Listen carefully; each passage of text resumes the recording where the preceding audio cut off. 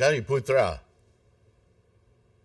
For this reason, know that the Buddhas, by their tactful powers in the one Buddha vehicle, discriminate and expound the three lesser vehicles, to lead those who aren't quite ready yet to accept and understand the one vehicle toward it, to prepare them.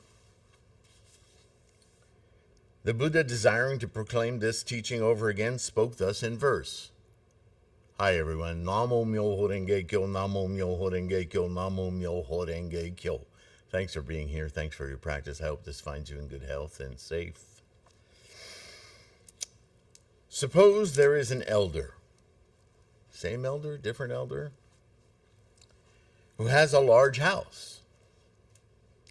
And for long, this house has been old, is also falling and decayed, with lofty halls in dangerous conditions, pillar bases broken and rotten, beams and roof tree toppling and leaning, foundation and steps in a state of collapse, walls and partitions ruined and cracked, their plaster crumbling away, thatch in disorder and dropping, rafters and eaves awry and slipping, its surrounding fences bent and distorted, filled with all kinds of refuse.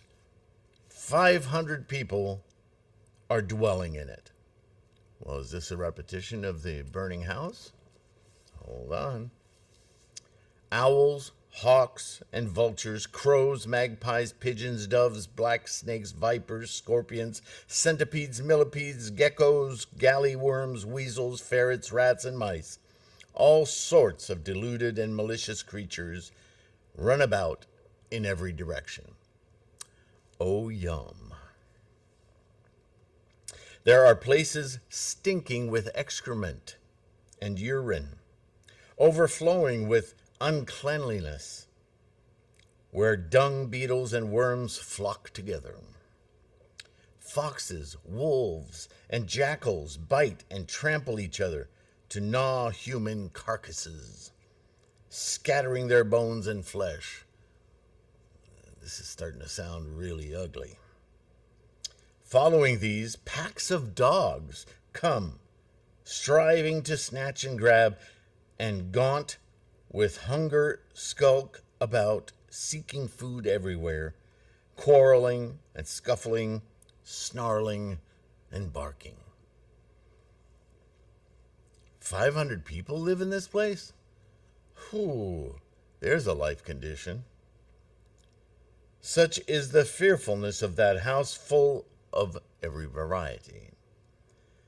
In every direction there are goblins and ogres, yakshas and malign demons who devour the flesh of men. I'm sure. All sorts of venomous insects and deluded and malicious birds and brutes hatch or suckle their broods, each hiding and protecting its own. Yakshas come striving with each other to seize and eat them. When they have eaten their fill, their deluded and malicious minds become inflamed, and the sound of their quarreling is dreadful in the extreme. Kumbanda demons crouch on the earth and mold, sometimes springing from the ground a foot or two high, wandering about to and fro, giving full rein to their sports, seizing dogs by their feet, striking them so that they lose their voices, twisting their legs around their necks, frightening dogs for their own amusement. Ugh. Also, there are demons, tall of stature, naked, black, and lean, always dwelling in that house, who emit great and dreadful sounds, bellowing in search of food. Everybody's hungry in this house.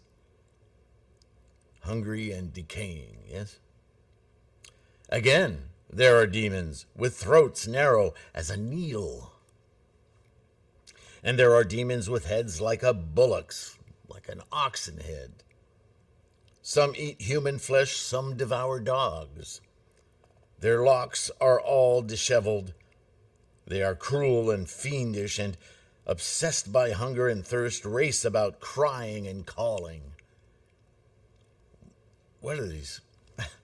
What are these? I don't know. I don't care if there's 499 other humans in this place. I'm out. Yeah, I would not want to stay in that life condition. Oh my gosh. What a description.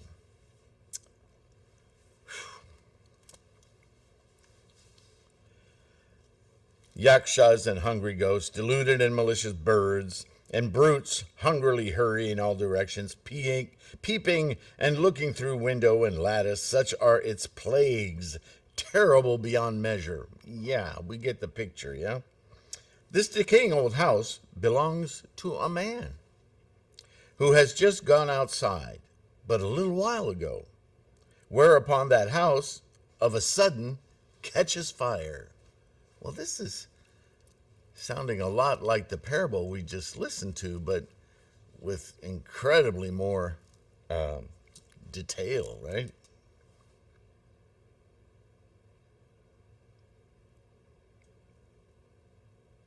All at once, in every direction, its flames are in full blaze. Thank goodness.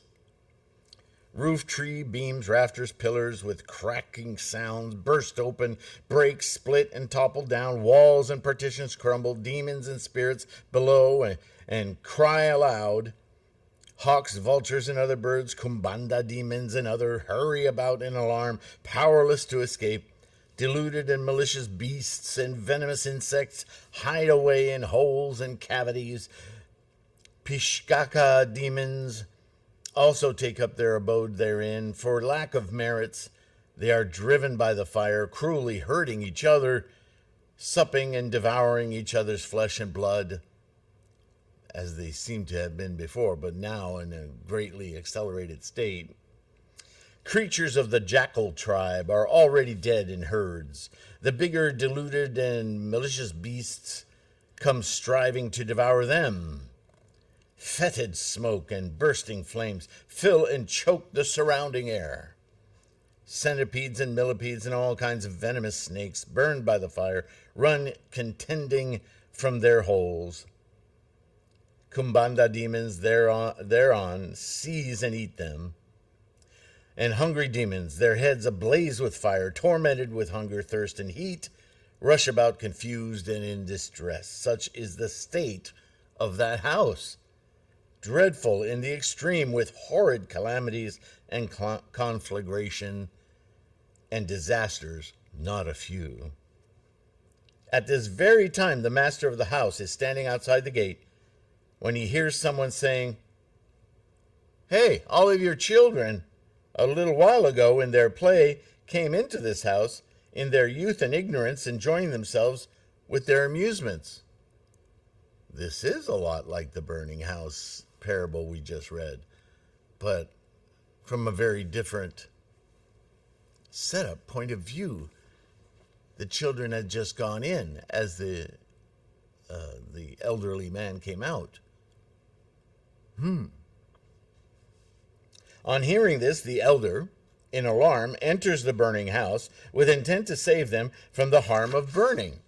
So he tells his children of all the impending dangers, saying, "There are deluded and malicious demons and venomous worms, and calamitous fire is spreading. Suffering upon suffering follow each other unceasingly. Venomous snakes and vipers, all kinds of yakshas, kumbanda demons, all sorts of galley worms are tormented by hunger and thirst and are to be feared in the extreme, blah, blah, blah, blah, blah, blah, blah," yeah? Even these distresses are hard to deal with. How much more this conflagration? The children, not heeding, though they hear their father's admonition, remain attached to their pleasures and do not stop their play.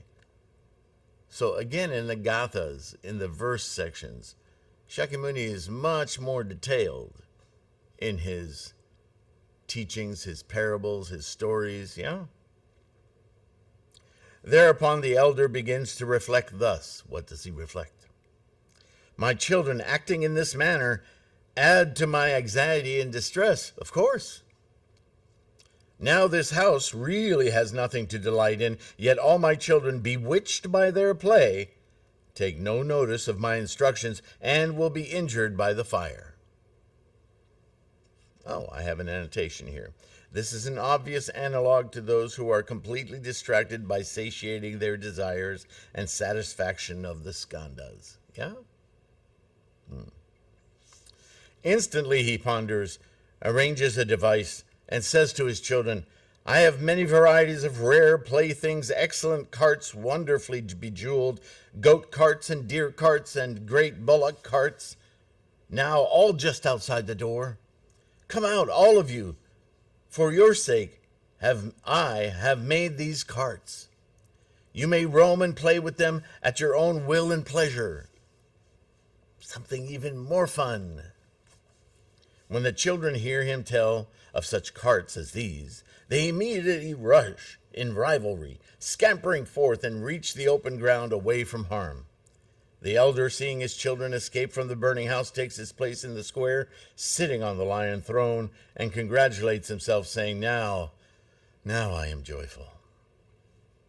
All these children, brought up with so much difficulty, stupid, little, and arrogant, entered this dangerous house, abounding with venomous worms and fearful goblins in the whole mess. Conflagrations and raging flames broke out on every side, but all these children were fascinated by their play. Now I have emancipated them and caused them to escape from harm. But you haven't really taught them how to do it for themselves. You're still using expedient means to trick them, really, by their own lower realms of attraction to safety. This is the analogy of the three vehicles that Shakyamuni is making. Therefore, all you people, now I am joyful. Then the children, knowing their father is sitting at ease, all come to the father and speak to the father, saying, what do you think they don't realize they're safe because of his efforts? They say, please give it to us, the 3 kinds of precious carts, as you promised. Where's our goodies? If you children come out, I will give you 3 carts, and you can choose whichever you like. They're quoting him, holding him to task. You said you were going to give us stuff. Now is the very time. Be pleased to give them to us. Arrogant little shits. Oh, man. The elder is very rich and has treasuries full of gold, silver, lapis lazuli, moonstone, and agate. With all kinds of precious things, he has made great carts, magnificently adorned and splendidly decorated, surrounded with railed seats, hung with bells on every side, strung with gold cords. You know the whole thing. Networks of jewels spread over them. Festoons of golden flowers hang down. Many colors and varied decorations surround and encircle them. Soft silk floss make the cushions. The best quality of fine felt. Yeah, we get it. Spread over the cushions.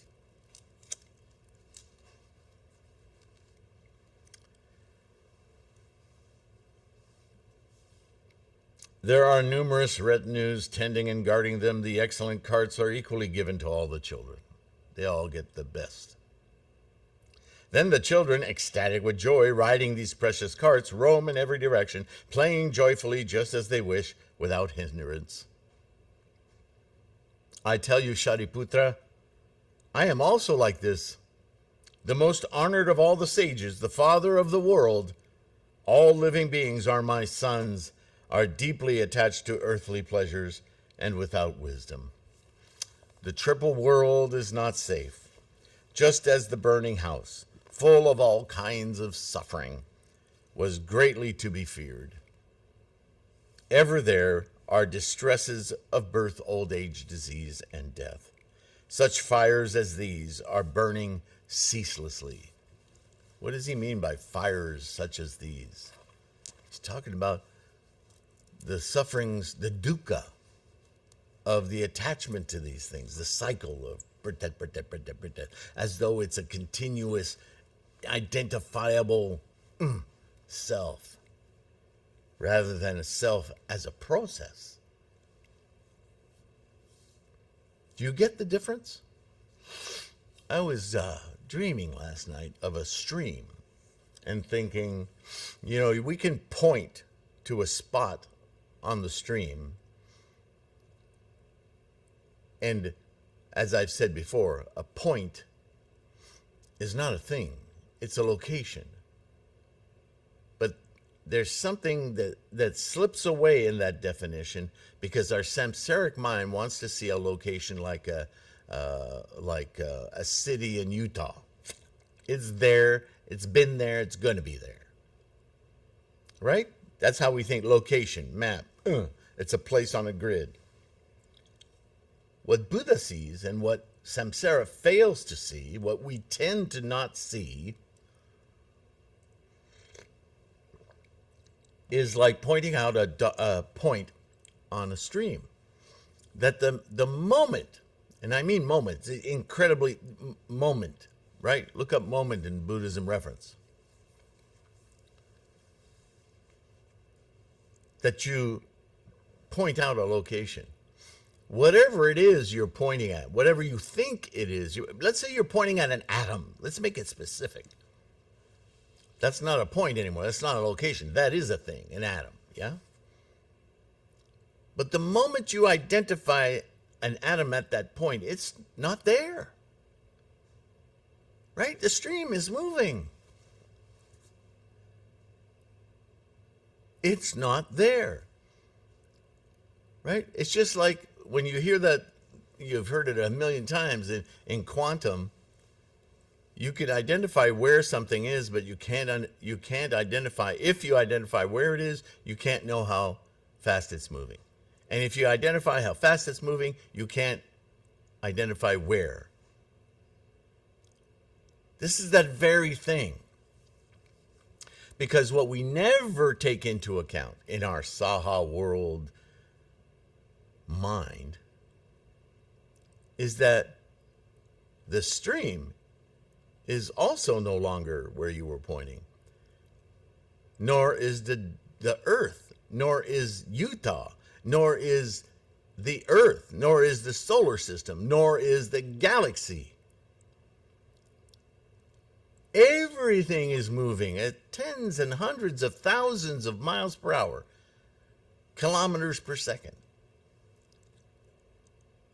Nothing is ever there, because the moment you say there is not there anymore.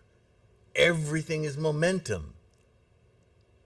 We are not here. We are being. We are a process of here, here. Moment to moment to moment to moment to moment to moment.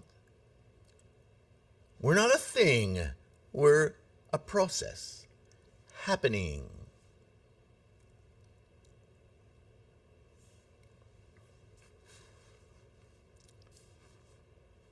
The living beings in it are my sons, but now this place abounds with distress, and I alone am able to rescue, liberate, and protect them.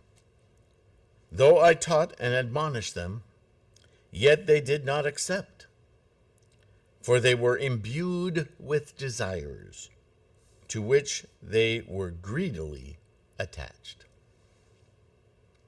That's samsara. Samsara is very attractive. Remember a long time ago I used the analogy of a newborn baby. For the first several months, what does a baby do? Yeah, I know the obvious. It processes food. Yes, yeah, lovely. But everything it sees with boom, big eyes.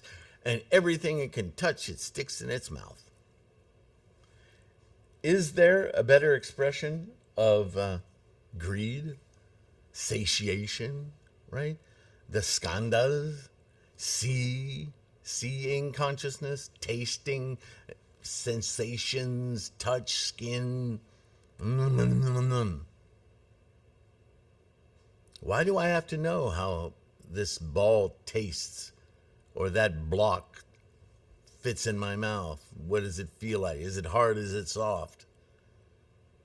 Because I'm not only am I identifying my environment, but by so doing, I'm also identifying me.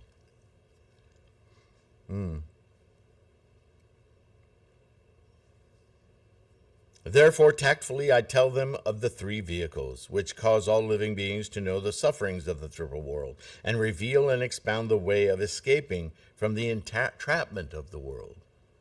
To be a Shravaka is to learn about how we interact with our world and our self.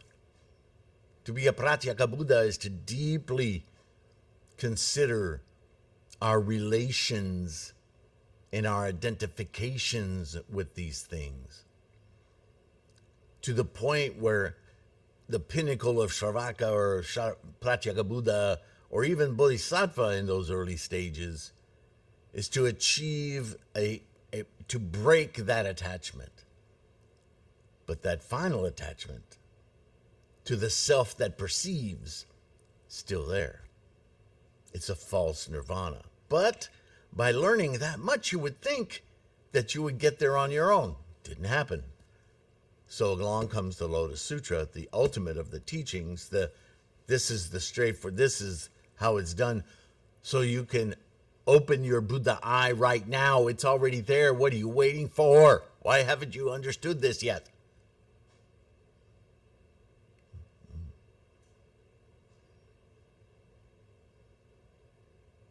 If all these sons are resolved in their minds, they will perfectly have the three clear views and the six transcendent faculties, and will become Pratyeka Buddhas or Bodhisattvas who never slide back. I, for the sake of all beings, by means of this parable, teach the one Buddha vehicle. If all of you are able to receive these words in resolve, you shall be able to accomplish the Buddha way. This vehicle is wonderful, pure, and supreme. In all the worlds, there is nothing more exalted. It is that which the Buddha rejoices in, and which all living creatures should praise, revere, and adore. Infinite thousands of kotis of powers, emancipations, meditations, and wisdom, and the Buddha's other laws.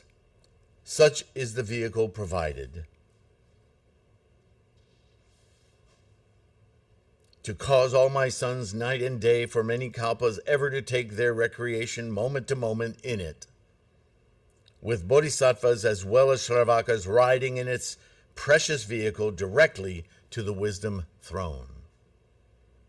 For these causes and reasons, though one searches in every direction, there is no other vehicle except the Buddha's device. I tell you, Shariputra, all you people are my sons. In other words, of the Tathagata, the engine of life, that is the cosmos. We are all descendants of that engine of life.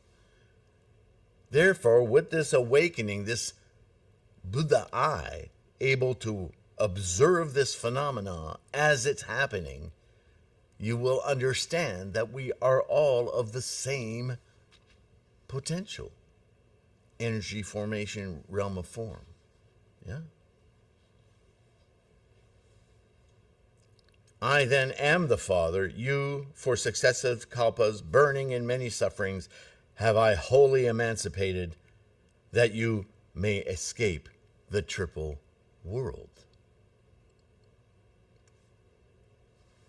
Though I previously taught that you would attain extinction, you have only become freed from the cycle of birth and death and have not attained real extinction, still maintaining a bodily self.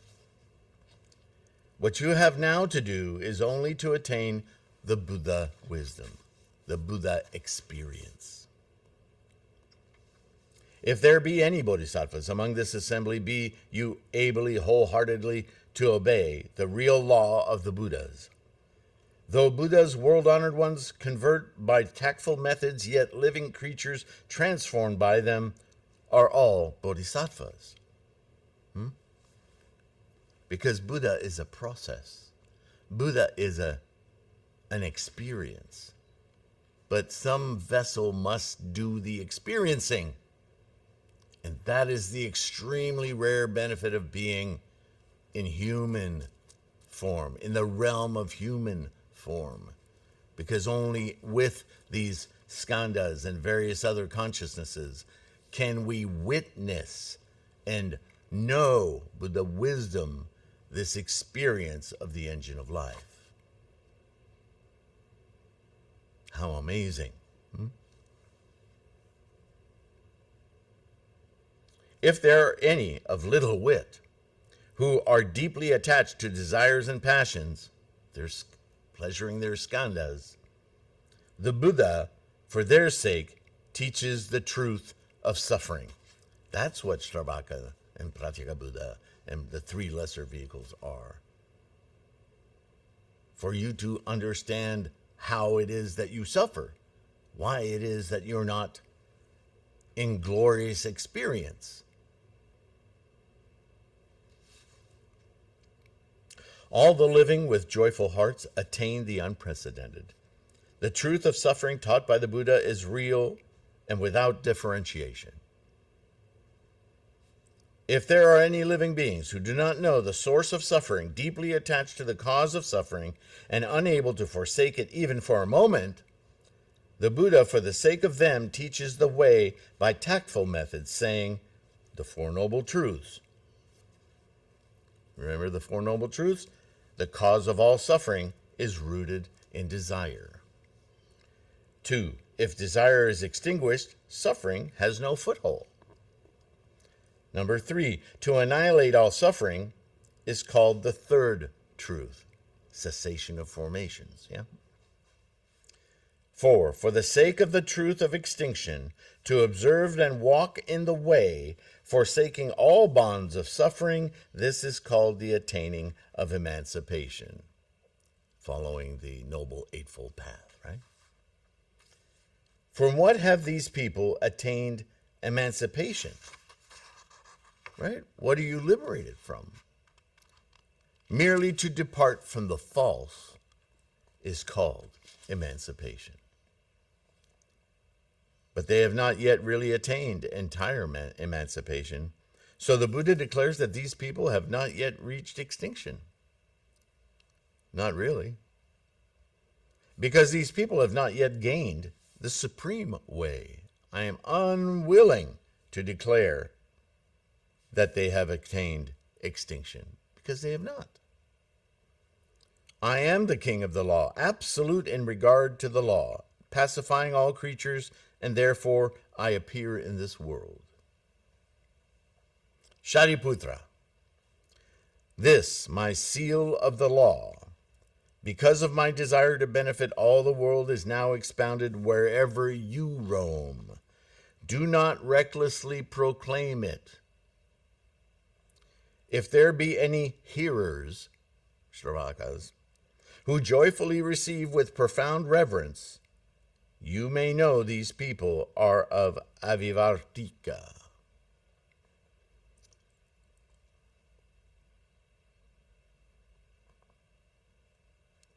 If there be any who receive this sutra law in resolve, these people must have already seen Buddhas of past times, revered and venerated them. That's him typing it. That's just, how did I spell that? And heard this law.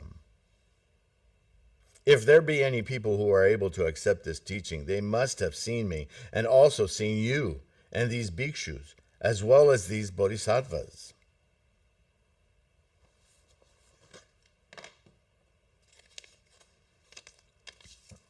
This law flower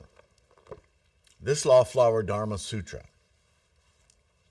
is taught for men of profound wisdom. Men of shallow knowledge hearing it go astray, not understanding. All the Shravakas and Pratyeka Buddhas cannot by their powers attain this sutra. They need to go beyond what they think they know to reach this sutra. Shariputra, even you into this sutra can only enter by resolve. how much more difficult for those other Sravakas? All the other Sravakas, because of accepting the Buddha's words, obediently follow this sutra, but it is not that they themselves have knowledge. Again, Shariputra, to those who are haughty and lazy and those with self-centered views, do not teach this sutra. Common, shallow people deeply attached to the 5 desires who on hearing cannot apprehend. Don't teach it to them. Teach skillful means. Teach expedient devices. Teach lesser dharmas so that they stay motivated, so that they one day can accept and understand this teaching. Do you see what he's saying? If any people do not accept in and vilify this sutra, then they cut themselves off from all the Buddha seeds in the world, because they're going to reinforce their machinations, their negative karma. They're going to bolster their bad tendencies. They're going to bolster their deafness, their arrogance, so on and so forth. Or if again they sullenly frown and cherish doubts and perplexities, listen to my declaration concerning the recompense of such people's errors and faults, whether during the Buddha's lifetime. Now, keep in mind, Nichiren read this just as you and I are. I am. And so he reads this and he thinks, whether during the Buddha's lifetime or after his extinction, if there be any who slander such a sutra as this, who seeing those who read and recite, write, or hold this sutra, scorn and despise, hate and envy them, and bear them a tenacious grudge concerning the recompense of such people's errors, sin, listen now again, after their lifetime's end, they will be in the Avicii hell for a complete kalpa, being born again each kalpa and thus revolving in innumerable kalpas. They'll never escape. You know, the Avicii hell is this samsaric world that we live in this lifetime, and it will seem long and arduous, and they're the people who will laugh and gleefully say, life sucks, then you die. Right? Yeah. They're in the Avicii hell. And it seems prolonged suffering, yes? When they come out of hell, they will be degraded to animals such as dogs or jackals, with lean-cheeked forms, blue-black with scabs and sores, knocked about by men. Those are life conditions. You don't get reincarnated as a dog, right? Don't read that into it. That's not what he said. Now, as I said, Nichiren's reading this, so this really motivates Nichiren to correct those teachers around him all over Japan and abroad, but he's worried about Japan, seeing these greatly honored teachers and watching how they discount the Lotus Sutra, how they say, oh, it's too complicated for the stupid people of today. Let me entertain them with my hand puppets. Nichiren can't tolerate this. He's read this. He's like, dude, it's not just that you're a bad teacher. You're working against the very teachings you claim to be a champion of. And you're being lauded for it. Shame on you. Change your ways. This is Nichiren, isn't it? I can see why he's inspired. Now I have quite a long annotation here. Let's see what I have to say. A moment to discuss the Avicii hell and the birth into animality. We just read the teaching of the Four Noble Truths. The first 2 truths are concerned of the suffering in this life as a product of desires. This condition is a constant of life and is often called the condition of incessant suffering. This is also the name of or description of the Avicii hell. So this hell is simply the experience of an unenlightened being. Secondly, it is fact that we exist as moment-to-moment rebirths from one and into another. One moment and into another. Each moment is a birth and death pair in unfathomably quick succession. So to be born again is simply our experience of time. from one moment to the next. And as we know it, time is entirely subjective to the experience we're having. Just as in the picket fence analogy, see Buddhism reference, when sitting atop the points of a picket fence, a simple minute, 60 seconds, can seem like an hour as the points dig into our buttock, whereas a bench seems like seconds when only sitting for a minute. And thirdly, we have already learned the concept of the 10 realms of living beings, from hell, hunger, and animality to bodhisattva and Buddhahood. To state that we are then reborn into the next moment as dogs, etc., is a straightforward comment on our state of mind being shaped by our perception and our suffering. So there you have it. We continue. Moreover, by men, hated and scorned, constantly suffering hunger and thirst, bones and flesh withered. These adjectives, these descriptions sound an awful lot like they came right out of that parable. Huh? During life, beaten with thorns, and after death with potsherds and to stones, because of cutting themselves off from the Buddha seed, they receive such recompense for their errors and ignorance. Perhaps they become camels, or are born amongst asses, always carrying burdens on their backs, being beaten with sticks, thinking only of water and grass, know nothing else. Because of slandering this sutra, such is their punishment. Have you ever spent any time around enclaves of the homeless? I worked for a stint in a mental hospital as an entertainer, of all things. I've seen some just heart-wrenching human conditions. But, this wasn't from multiple lifetimes. This was right now. People who at one time were fine, but gradually or very quickly digressed into these abhorrent life conditions. How long life must sense, must feel, must be the experience of those people. Sometimes becoming jackals, they enter a village, their bodies scabbed with sores, having not even an eye. By all the boys beaten and stoned, suffering bitter pain, at times even beaten to death. When they have thus died, again they receive a serpent's body of a shape as long as 500 yohanas. Right. Remember, yohana is taught to be about 8 miles. So 500 yohanas. You ever seen a serpent that long? Of course not. We're talking about life condition. Deaf and stupid, without feet, they wriggle about on their bellies by many kinds of insects, stung and devoured day and night in misery, with never any rest, because of slandering this sutra. Such is their punishment. Should they become human beings, their powers of life are blunted, short, and ugly, palsied and lame, blind, deaf, and humpbacked. Whatever they may say, people do not accept. Their breath is vile. They are possessed by demons. They are needy and menial, ordered about by others, often ill and emaciated, having nothing on whom to rely, having none on whom to rely. So these are just pathetic life conditions, yeah?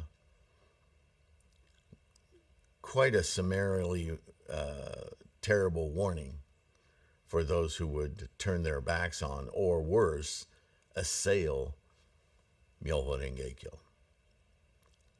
And so no wonder Nichiren felt so motivated. He didn't call out the 8 schools and the 8 errors in 8 schools Gosho because he wanted to ridicule those people. He wanted to rescue them.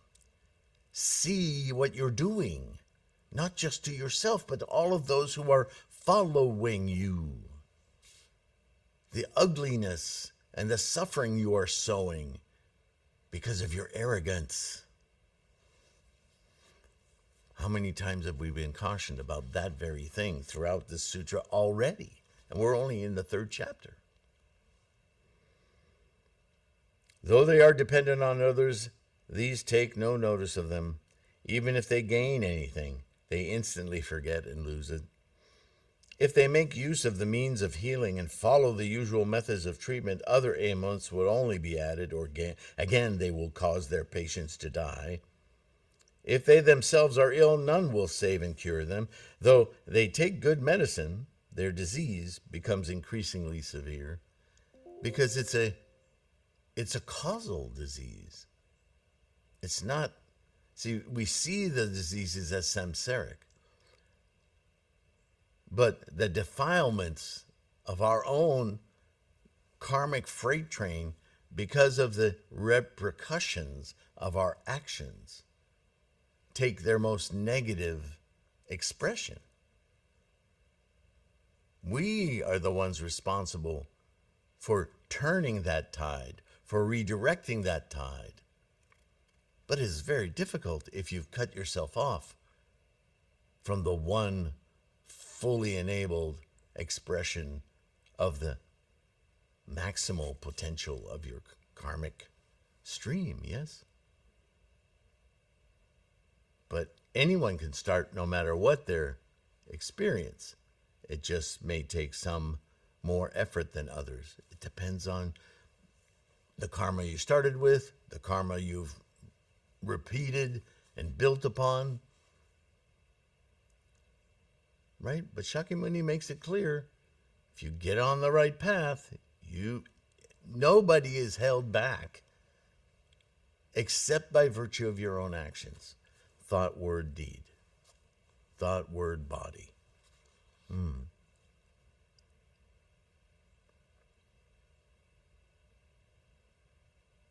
If other people cause rebellion and plunder and rob for such crimes as these, the repercussions perversely falls on them. They may not see that, but in some way, shape, or form, absolutely. Such conceited and small-minded as these never see the Buddha, the king of all the revered ones, who teaches the law, instructs, and transforms. Such malignant and ignorant as these are always born in distress, moment to moment to moment, born in distress, right? Mad, deaf, confused in mind, they never hear the law. During kalpas innumerable as the sands of the Ganges, whenever they are born, they are deaf and dumb and with deficient natural powers. Does he mean actual deafness? Perhaps. But he also means not able to hear. That's different.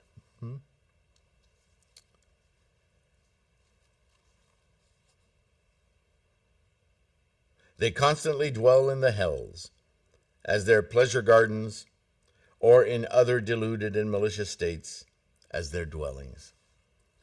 Among asses, hogs, and dogs are the places where they must go. Because of slandering this sutra, such is their punishment. Now, this sounds, again, this is a translation, and I'm adapting it as much as I can to make it clear, but I don't want to rewrite it in my own wishes. Yeah, I don't know, like I said, Prakrit, Pali, Sanskrit, Gandhari, all these different languages and texts.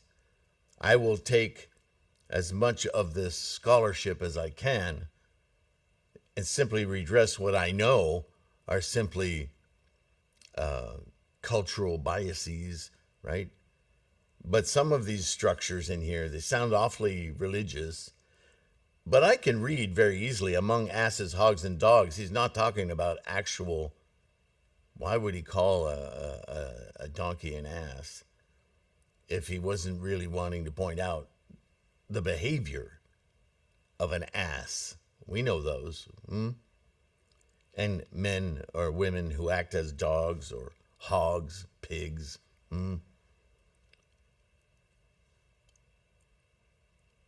But when it says punishment, I don't know. I think I would prefer, in fact, I think it will change that. Because punishment sounds, again, from exterior source, right? Disciplining you. And that's not Buddhism. So we're going to change punishment to repercussions, because that can be easily understood as what we bring on ourselves.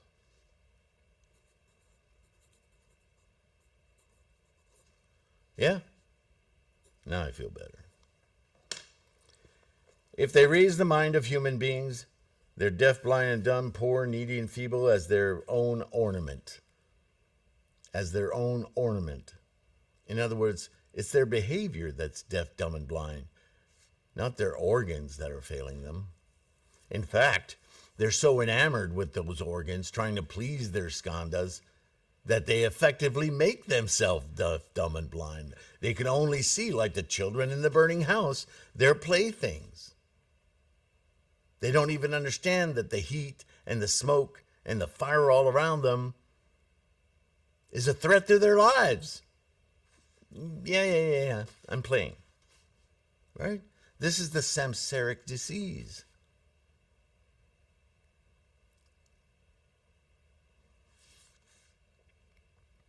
Dropsy and scurf, scabs, sores, and abscesses, all such ills as these will be their apparel. Their bodies are always fetid abodes, filthy and unclean.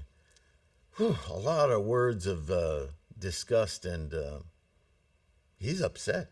Can you not tell? Shakyamuni is quite upset at these people who just don't seem to want to know any better. They don't want to hear. But he's cautioning Shariputra. He's not venting about his dismay of these people. He's trying to get Shariputra to understand, now that you know, now that you've opened your mind to MyoHoRenGeKyo, this method of awakening your Buddha eye immediately in this lifetime, right now.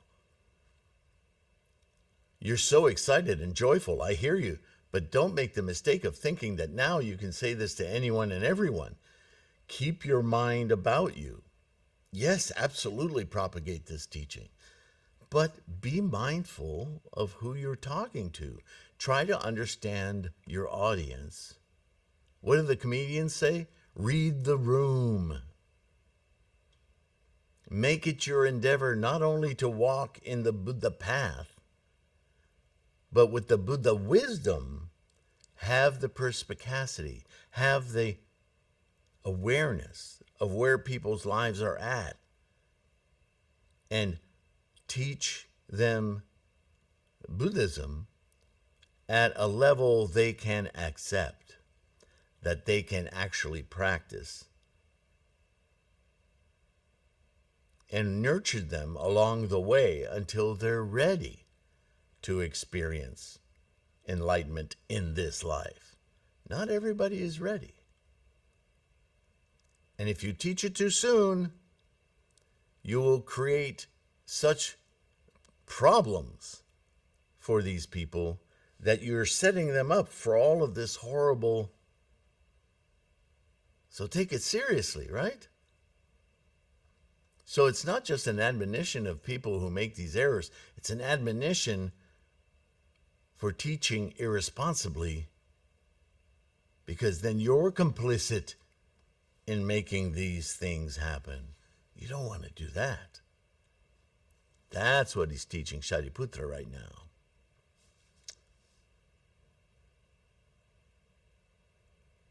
These people, they are deeply absorbed in themselves. They become angrier and angrier. Their carnal passions are utterly inflamed. They are no better than animals because of slandering this sutra. Such is their repercussion. I say to you, Shariputra, those who slander this sutra, if I told the tale of their deluded and maliciousness, I could not exhaust them in a whole kalpa. For this cause and reason, I especially say to you, amongst undiscerning people, do not teach this sutra.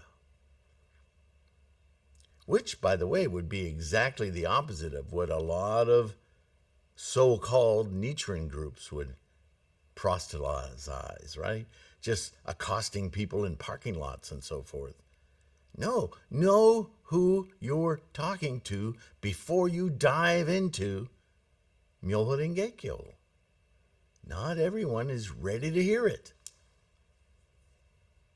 That doesn't mean you can't be friendly. You can't act as a bodhisattva with the Buddha mind. This will bring out the curious in them, and if they're ready, they will come to you. As Shakyamuni's already said in other parts of the Lotus, as well as other sutras, in the Lotus Sutra, he says specifically, if you're teaching this correctly, I will bring people to you.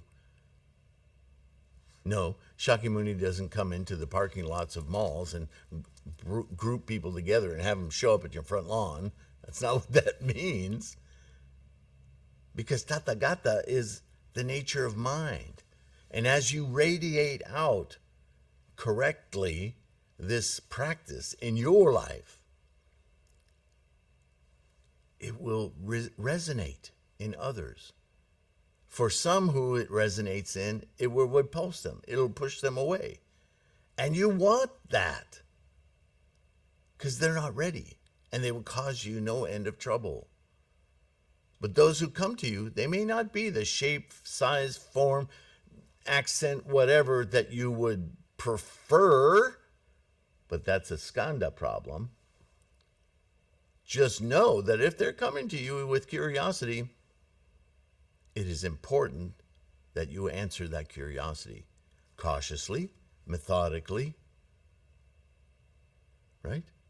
Calmly, benevolently, and still observe, because people change. But they're in your life because there's something for you to learn as well as for them to learn. Everything is like that. Everything is like that. All happening together at the same time, changing in momentum. Where are we time-wise? Probably time to stop. Okay.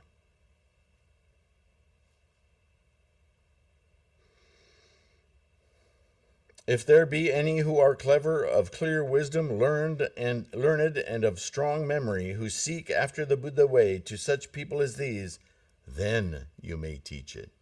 Now, some people may need to be nurtured to that point. Fine. But they still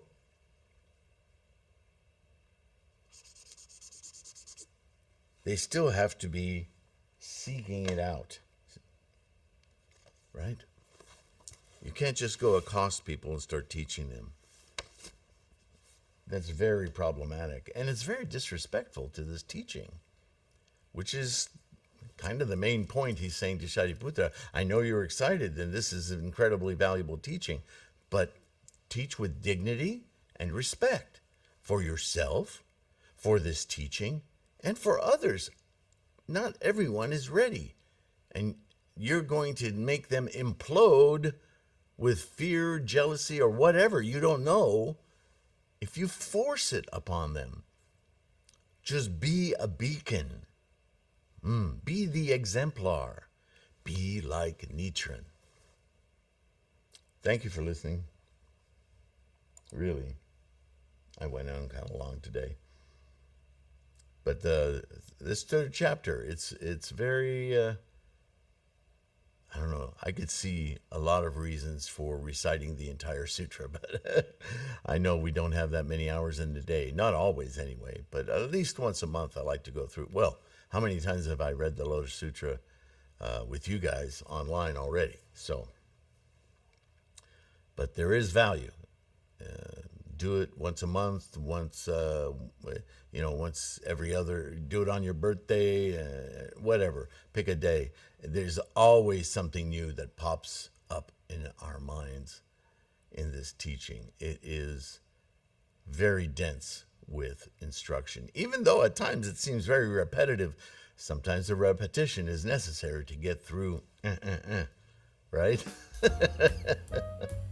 All right, thanks for listening. Thank you for your support. The link's in the description. You all know what to do.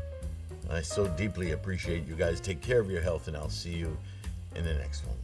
All right? Bye for now.